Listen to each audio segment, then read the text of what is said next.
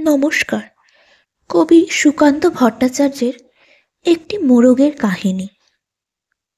একটি মোরগ হঠাৎ আশ্রয় পেয়ে গেল বিরাট প্রাসাদের ছোট্ট এক কোণে, ভাঙা প্যাকিং বাক্সের গাদায় আরও 2-3টি মুরগির সঙ্গে। আশ্রয়ে যদিও মিলল, উপযুক্ত আহার মিলল না।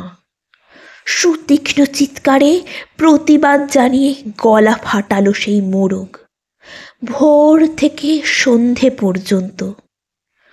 তবুও সহানুভূতি জানালো না সেই বিরাট শক্ত ইমারত। তারপর শুরু হলো তার আস্তা কুঁড়ে আনাগোনা। আশ্চর্য, সেখানে প্রতিদিন মিলতে লাগলো ফেলে দেওয়া ভাত রুটির চমৎকার প্রচুর খাবার। তারপর এক সময় আস্তা করেও এলো অংশীদার, ময়লা ছেঁড়া ন্যাকড়া পড়া 2-3টে মানুষ।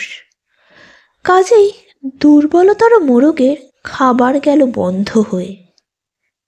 খাবার, খাবার, খানিকটা খাবার। অসহায় মোরগ খাবারের সন্ধানে বারবার চেষ্টা করলো প্রাসাদে ঢুকতে। প্রত্যেক বাড়ি তাড়া খেল প্রচণ্ড।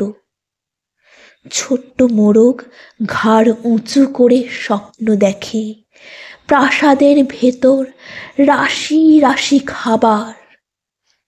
তারপর সত্যি সে একদিন প্রাসাদে ঢুকতে পেল। একেবারে সোজা চলে এলো ধবধবে সাদা দামি কাপড়ে ঢাকা খাবার টেবিলে। অবশ্য খাবার খেতে নয়, খাবার হিসেবে। ধন্যবাদ।